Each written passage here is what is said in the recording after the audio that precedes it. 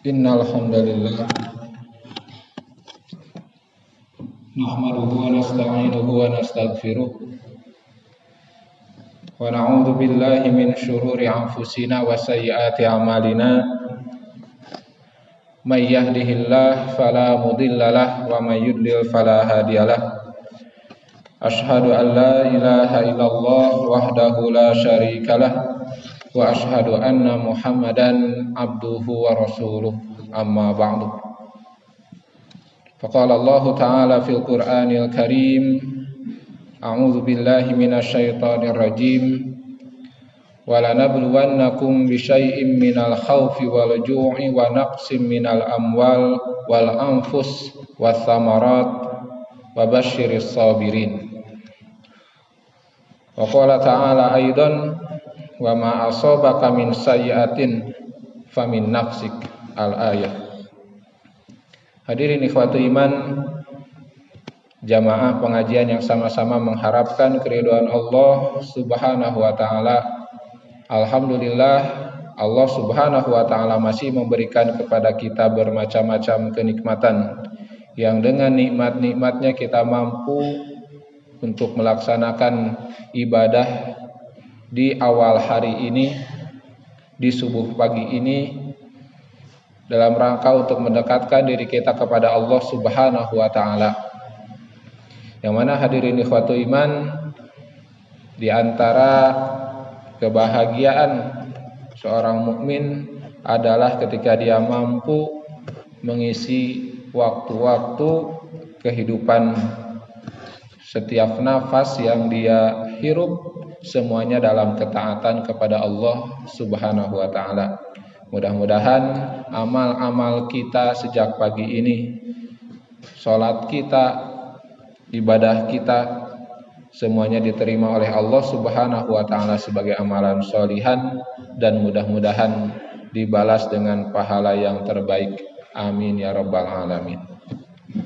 Hadirin ikhwatu iman, di awal tahun 2021 ini kita mendapatkan berbagai macam musibah, baik itu musibah bencana alam, juga musibah-musibah yang lainnya, jatuhnya pesawat dan lain-lain. Semuanya adalah tidak terlepas dari takdir Allah Subhanahu wa taala. Tapi tentu kita tidak benar apabila segala sesuatu musibah yang mengenai kita itu semua dipasrahkan, apalagi menyalahkan takdir.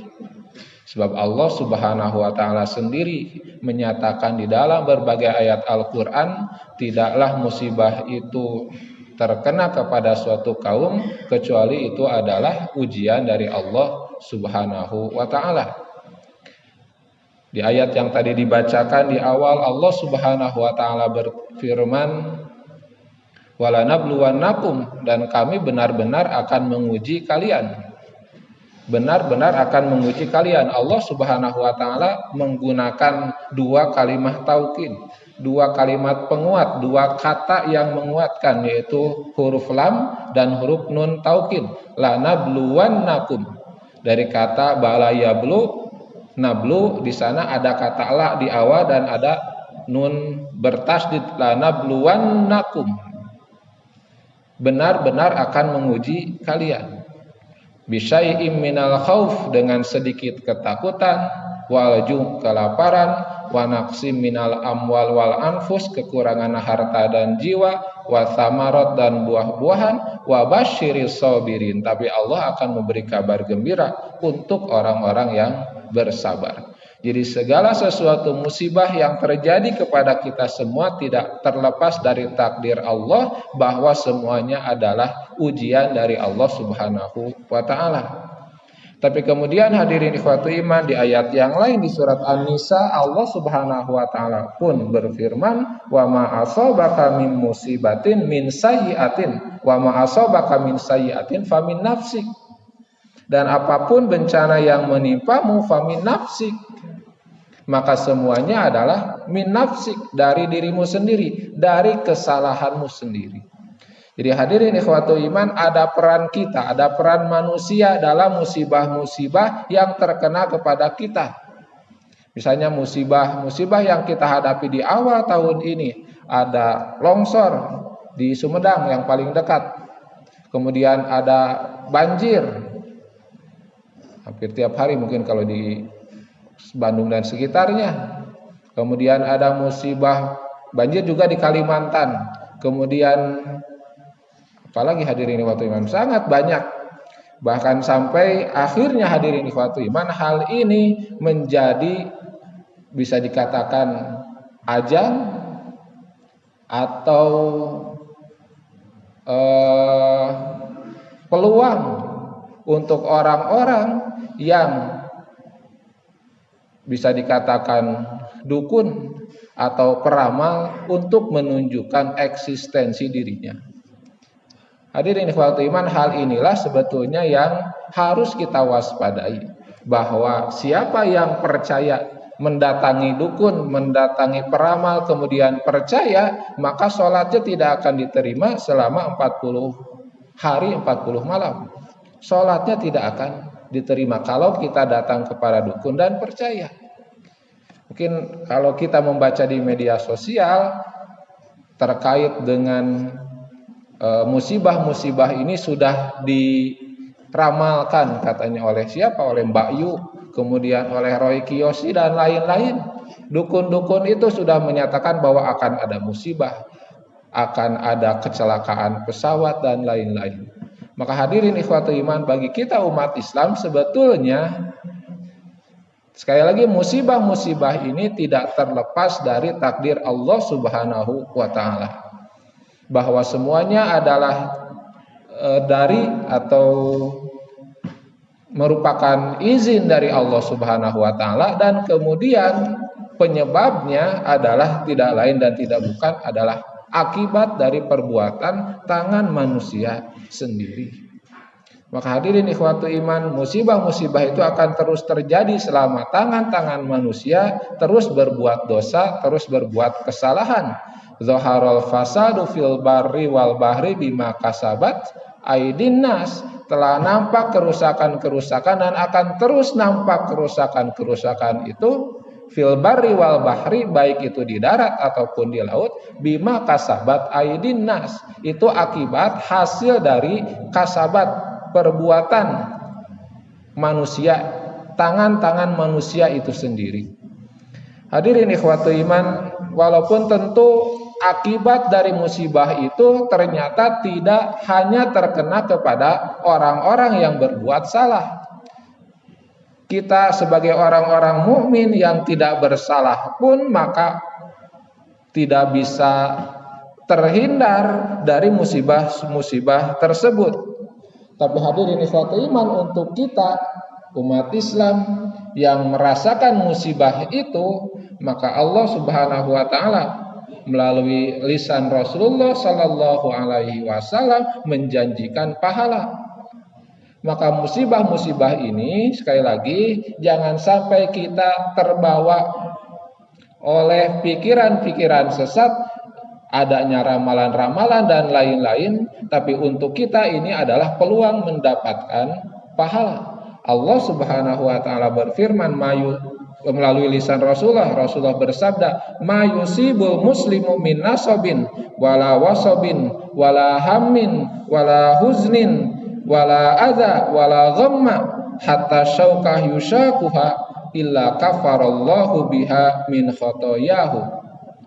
Ma yusibul muslim, tidaklah dikenai musibah seorang muslim, min nasabin, baik itu kelelahan, wa wasobin, wala wasobin, dan tidak pula kesulitan, kesusahan, wala hammin, ataupun kegelisahan, wala huznin, ataupun kesedihan, wala adza, ataupun rasa sakit, wala ghamma, ataupun kecemasan, hatta syaukah, sampai duri, yushakuha, yang menusuk dirinya, illa kafarallahu biha min khotoyahu, kecuali dengan hal itu, dengan musibah-musibah itu, sekecil apapun, sampai duri yang menusuk kaki kita misalnya, kafarallahu biha khotoyahu. Allah akan menghapus dengannya, dengan musibah-musibah itu, khotoyahu, kesalahannya. Maka hadirin ikhwatul iman, untuk kita orang-orang yang beriman, maka musibah-musibah yang terkena kepada kita ini adalah ajang peluang kita mendapatkan pahala apabila kita bersabar. Dan untuk kita yang tidak terkena langsung oleh musibah-musibah itu, ini pun adalah ujian keimanan. Apakah kita termasuk orang-orang mukmin yang peduli kepada sesama? Apakah kita termasuk kepada golongan muslim yang turut memperhatikan saudaranya? Sebab Allah Subhanahu wa taala menyatakan bahwa umat Islam, innamal mu'minuna ikhwatun, hanyalah orang-orang mukmin itu orang yang bersaudara. Bahkan digambarkan dalam keterangan yang lain, kalbunyani yashuddu ba'duhu ba'dan. Yashuddu ba'duhu ba'dan, seperti tembok-tembok bangunan, bagian-bagian bangunan, yashuddu ba'duhu ba'dan, yang sebagian menguatkan sebagian yang lainnya.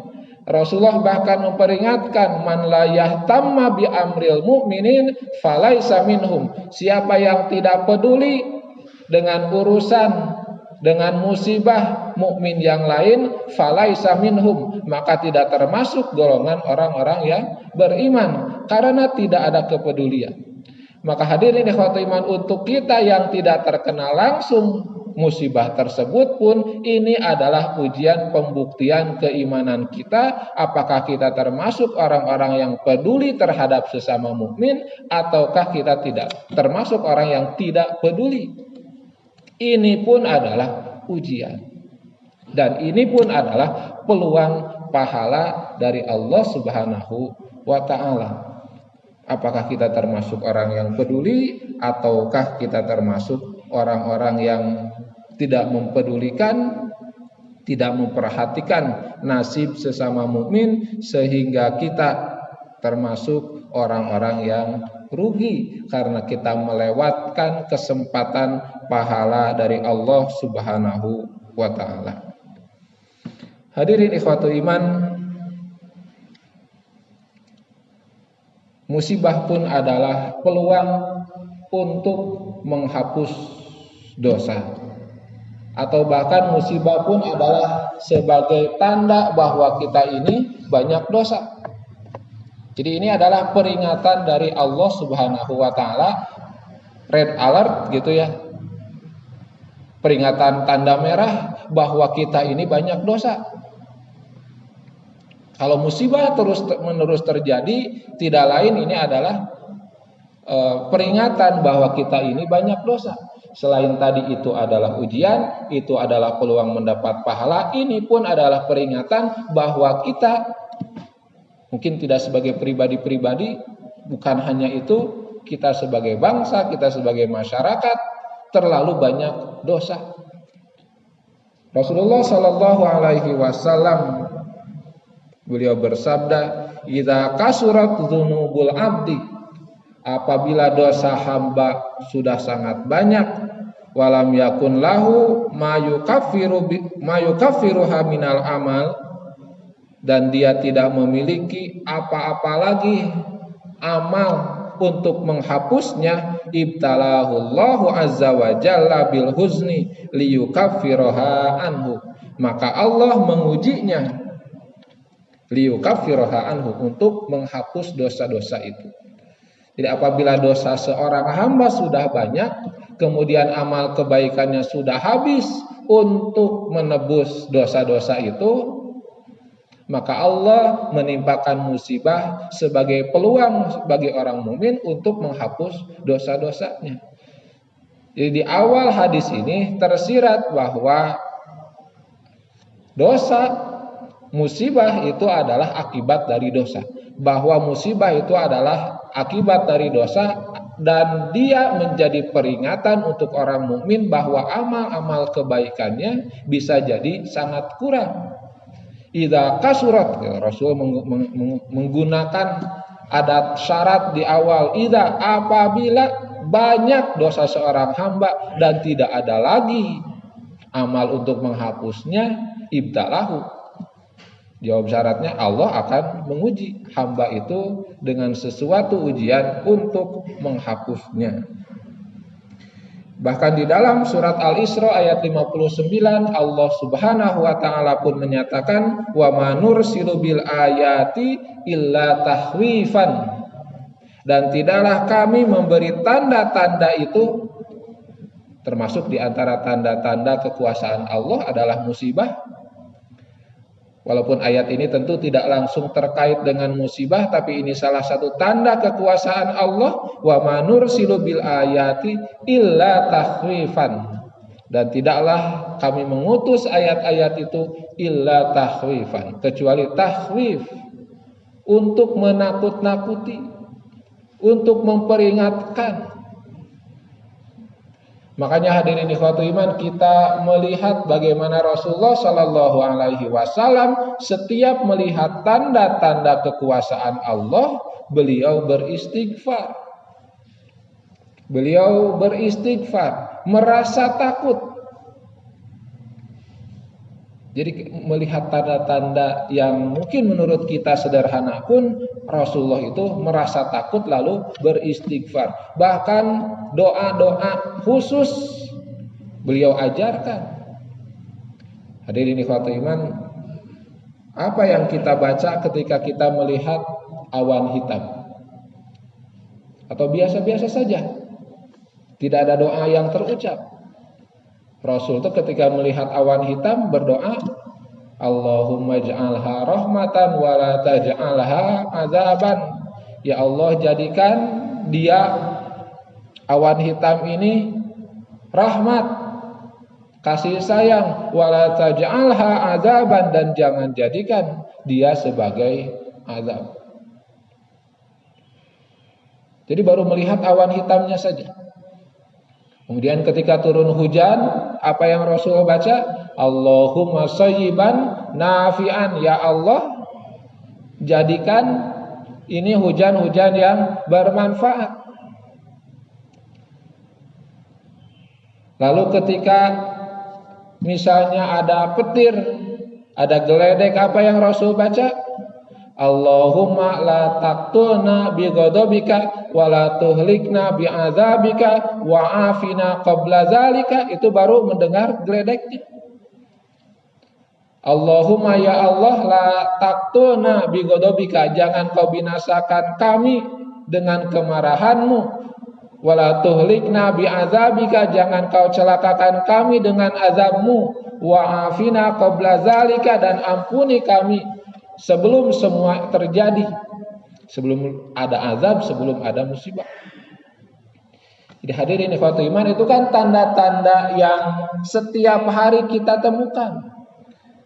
Tapi Rasulullah Shallallahu Alaihi Wasallam, sikap beliau terhadap tanda-tanda yang sederhana ini pun, Rasul begitu banyak doa yang beliau ucapkan. Apalagi tanda-tanda yang tidak tiap hari. Misalnya tanda-tanda Allah dalam bentuk gerhana, baik gerhana matahari atau gerhana bulan. Apa yang Rasul lakukan?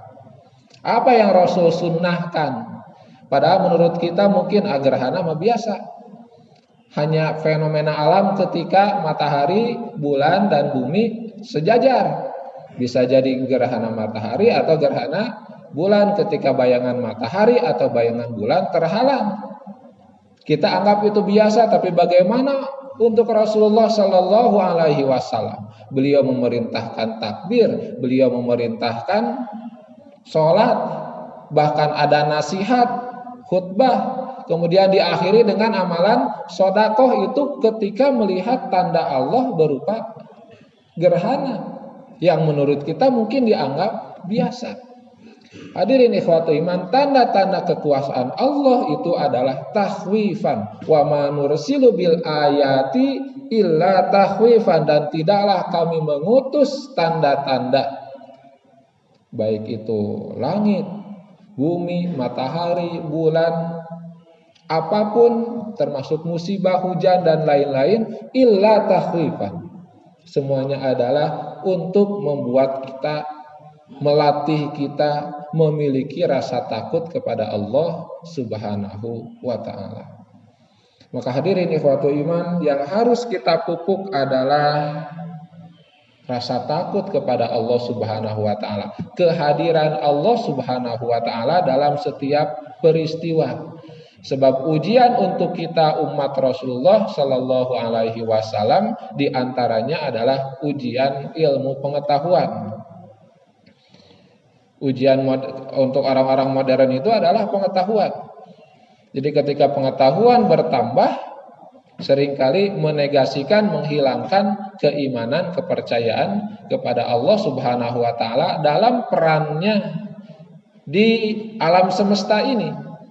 Kita menganggap sesuatu terjadi ya otomatis karena itu adalah sistem yang ada di alam semesta. Padahal hadirin ikhwatul iman, semuanya adalah gerakan atau semua adalah digerakkan oleh Allah Subhanahu wa ta'ala. Maka itu adalah fungsi ujian yang ketiga untuk membuat kita merasa takut kepada Allah Subhanahu wa ta'ala. Maka hadirin ikhwatu iman, melihat musibah-musibah yang terjadi sekarang ini, bahkan COVID juga tidak selesai-selesai. Walaupun tentu ada juga yang berpandangan bahwa ini dimanfaatkan sebetulnya untuk melemahkan umat Islam. Jadi ada jarak antara sesama yang biasanya begitu akrab menjadi ada jarak dan lain-lain. Sampai berlarut-larut 1 tahun khusus di Indonesia, di negara lain juga sama, tapi kalau kita melihat berita misalnya di Amerika protes terhadap hasil pemilihan gitu ya dan lain-lain sampai ada yang tewas terbunuh dan lain-lain dirusak gitu fasilitas-fasilitas umum, kerumunan terjadi, tetapi hadirin ikhwatul iman seolah-olah gitu ya COVID itu ya sudah biasa. Tapi di kita begitu ditakuti. Dalam arti maksud saya bukan berarti kita tidak boleh takut, bukan. Tapi takutnya bukan kepada COVID harusnya. Takutnya kepada Allah Subhanahu wa ta'ala. Jangan sampai dengan COVID ini menjauhkan kita dari Allah dan menjauhkan kita dari sesama. Menjaga jarak, iya, tetapi tentu jarak yang seperti apa? Tentu ada hal-hal yang terus bisa kita lakukan dalam bentuk kedekatan kita kepada Allah dan kedekatan kita kepada sesama. Hadirin ikhwatul iman, musibah-musibah itu yang terjadi, pertama itu semua adalah ujian dari Allah. Yang kedua itu adalah ladang atau peluang pahala untuk orang-orang yang beriman untuk kita. Dan yang ketiga itu adalah tanda-tanda agar kita meningkatkan rasa takut kepada Allah Subhanahu wa ta'ala. Maka karena semua musibah itu bersumber dari Allah Subhanahu wa ta'ala, secara hakikatnya bersumber dari Allah, maka hadirin ikhwatul iman, hakikatnya pula tidak ada kaitan dengan hal-hal yang lain kecuali itu dari Allah dan kecuali itu hasil akibat perbuatan manusia. Tidak ada kaitannya dengan hari, tidak ada kaitannya dengan bulan, tidak ada kaitannya dengan tahun tertentu. Jadi jangan sampai ada keyakinan atau ada muncul di dalam diri kita, wah ada apa ini di tahun 2021 awalnya saja sudah banyak musibah. Hadirin ikhwatul iman, sekali lagi musibah itu dari Allah, tidak ada kaitan dengan awal tahun, tengah tahun atau akhir tahun. Waktu semua waktu, setiap detik, menit, jam yang berlalu semuanya adalah takdir Allah Subhanahu wa taala.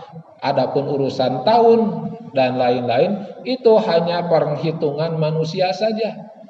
Sebab Allah menciptakan dan menamai bulan-bulan, sedangkan penentuan tahun itu biasanya awalnya ya administratif saja. Jadi tidak ada keistimewaan tentang pergantian tahun. Dan tidak ada juga eh, keistimewaan dalam makna positif ataupun negatif. Tahun ini ada apa nih? Tahun-tahun itu tidak Allah ciptakan. Tahun-tahun itu manusia yang menentukan. Tidak Allah tetapkan. Yang Allah tetapkan hanya bulan-bulan dan nama-namanya. Walaupun namanya tentu tetap dari nama manusia, itu dari ditetapkan oleh manusia. Tapi Allah Subhanahu wa taala menyebutkan bahwa bulan-bulan itu Allah tetapkan dalam satu tahun itu 12. Di dalam ayat Al-Qur'an disebutkan seperti itu. 12 bulan. Tapi Allah tidak pernah menetapkan tahunnya. Rasul pun tidak pernah. Dalam tahun Hijriah misalnya, siapa yang menetapkan? Sahabat Umar bin Khattab yang menetapkan itu pun bukan dalam arti ada keistimewaan tentang tahun-tahun tertentu. Tahun-tahun itu ditetapkan sebagai penghitungan keduniawian saja untuk memudahkan mengingat peristiwa-peristiwa. Tidak ada keistimewaan. Jadi kalau misalnya wah ada apa nih di tahun 2021, awalnya saja sudah banyak musibah, nanti kesananya pasti bakal banyak musibah. Hadirin ikhwatul iman, keyakinan seperti itu tidak benar. Lalu hadirin ikhwatul iman yang kedua, tentang musibah-musibah ini sebetulnya Rasulullah Shallallahu Alaihi Wasallam menegaskan ada musibah yang lebih besar. Ada musibah yang lebih besar untuk orang mukmin. Lebih dari musibah-musibah apapun. Rasulullah Shallallahu Alaihi Wasallam dalam doa yang sangat panjang, doa kunut. Nah, hadirin ikhwatul iman, tentang kunut tentu akan ada penjelasan tertentu. Tapi Rasulullah pernah melakukan kunut, pernah. Tapi kunutnya kunut nazilah. Ya. Nah, dalam salah satu redaksi doa kunut itu, salah satunya di dalamnya ada lafaz wala taj'al musibatana fi dinina. Rasul membacakan wala taj'al musibatana fi dinina. Jangan kau jadikan musibah itu dalam agama kami. Di dalam satu redaksi doa Rasulullah itu adalah wala taj'al musibatana fi dinina. Jangan kau jadikan musibah-musibah ini dalam agama kami. Hadirin ikhwatul iman, bisa dibayangkan musibah apa yang terjadi sehingga menyebabkan kunut? Hadirin ikhwatul iman, bisa bayangkan musibah seperti apa yang menyebabkan kunut? Biasanya dibantainya umat Islam. Biasanya musibah-musibah yang sangat-sangat besar sehingga Rasulullah harus kunut untuk mengutuk, meminta kepada Allah untuk membinasakan orang-orang yang menyakiti umat Islam. Kan kunut itu seperti itu.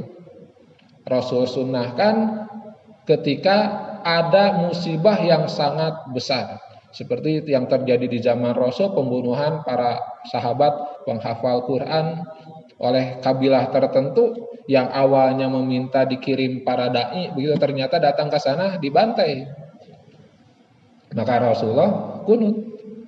Selain tentu secara ikhtiar kemanusiaannya ya diperangi begitu. Tapi Rasulullah Shallallahu Alaihi Wasallam kunut. Atau kita juga pernah melaksanakan misalnya dulu zaman tahun 90-an ketika saudara-saudara kita di Bosnia dibantai, kita melaksanakan kunut. Ketika terjadi di Palestina juga demikian, di Chechnya juga demikian. Jadi musibah yang sangat besar, yaitu penghilangan nyawa mungkin terhadap umat Islam, maka Rasulullah Shallallahu Alaihi Wasallam melaksanakan kunut. Nah, salah satu redaksi doa itu wala taj'al musibatana fi dinina. Artinya hadirin ikhwati iman, musibah yang paling besar adalah musibah yang terkena kepada agama kita. Ketika agama kita yang menjadi musibah, yang terkena musibah, itulah musibah yang paling besar. Ya seperti yang saya jelaskan tadi. Ketika misalnya kemusyrikan muncul, nampak. Nah, itu sebetulnya musibah yang paling besar. Ketika kita murtad misalnya, ketika kita musyrik kepada Allah, percaya dukun, percaya ramalan-ramalan, itulah musibah yang paling besar. Sebab apabila itu terjadi, Allah haramkan kita dari surga. Pemayar tadid minkum, kata orang siapa yang murtad dari agama Allah, maka Allah haramkan surga.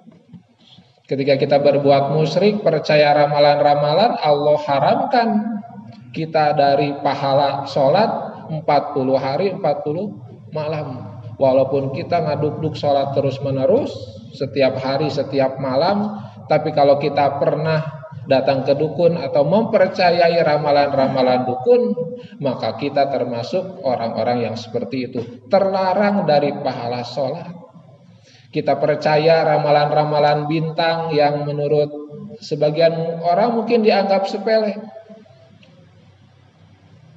Kita percaya wedal, wah sekarang hari anu, karena kita lahir tanggal anu, jangan begitu, jangan begini. Hadirin ikhwatu iman, inilah musibah yang paling besar. Artinya sebesar apapun musibah tadi, bencana alam, bahkan sampai dibantainya umat Islam sehingga menyebabkan kunut, itu bukan musibah yang terbesar. Musibah yang terbesar adalah ketika kita tergoncang agama kita, rusak agama kita akibat kemusyrikan, rusak agama kita akibat bid'ah yang kita lakukan, itulah musibah terbesar. Maka hadirin ikhwatu iman, untuk musibah-musibah yang sifatnya kesulitan, kesusahan, kegelisahan, rasa takut, dalam hadis tadi Rasulullah, hadis riwayat Ahmad, Rasulullah menegaskan itu adalah takdir dari Allah, peluang pahala buat kita dan peringatan bagi kita untuk memperbaiki diri.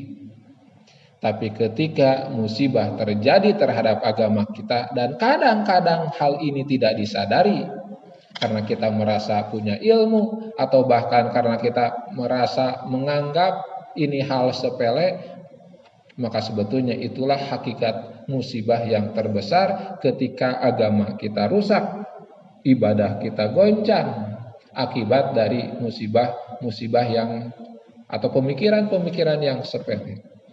Hadirin ikhwatu iman, musibah dari Allah Subhanahu wa taala semuanya tidak lain sekali lagi adalah peluang, ujian, pembuktian apakah kita ini termasuk orang-orang yang mukmin atau tidak. Semuanya adalah pembuktian apakah kita mampu memperbaiki diri karena kita ini banyak dosa. Hadirin ikhwatu iman, itu saja yang mungkin bisa disampaikan. Mari kita sikapi musibah-musibah yang terjadi ini dengan benar. Jangan sampai kita menganggap ke depannya bakal ada musibah-musibah lain sesuai dengan ramalan-ramalan para peramal itu. Kita ikhtiar yang terbaik, musibah yang terjadi kita hadapi dengan sebaik-baiknya, kita perbaiki diri, perbaiki ibadah kita, dekatkan diri kita kepada Allah Subhanahu wa taala, peduli terhadap sesama yang terkena musibah. Insya Allah selama itu bisa dilakukan, musibah ini akan menjadi pahala ladang kebaikan buat kita semua. Itu saja yang bisa disampaikan, mudah-mudahan ada manfaatnya, mudah-mudahan Allah Subhanahu wa taala menjadikan kita orang-orang yang bersabar, yang Allah janjikan sholawat. Ulaika alaihim sholawatu mir rabbihim wa ulaika humul muhtadun. Merekalah orang-orang yang mendapat sholawat, rahmat. Jadi kalau Allah bersolawat artinya rahmat dan kasih sayang. Mudah-mudahan kita termasuk orang yang diberi sholawat, diberi rahmat oleh Allah Subhanahu wa taala, dan kita termasuk orang-orang yang diberi hidayah, petunjuk. Hadirin, itu saja yang bisa disampaikan. Sekali lagi mudah-mudahan ada manfaatnya. Mudah-mudahan kita termasuk orang-orang yang Allah berkahi dalam waktu kehidupan kita. Insya Allah kita bertemu lagi dalam kesempatan yang lainnya. Kalau ada pertanyaan silahkan. Saya tutup dulu dengan aku qouli hadza wa astagfirullah li wa lakum.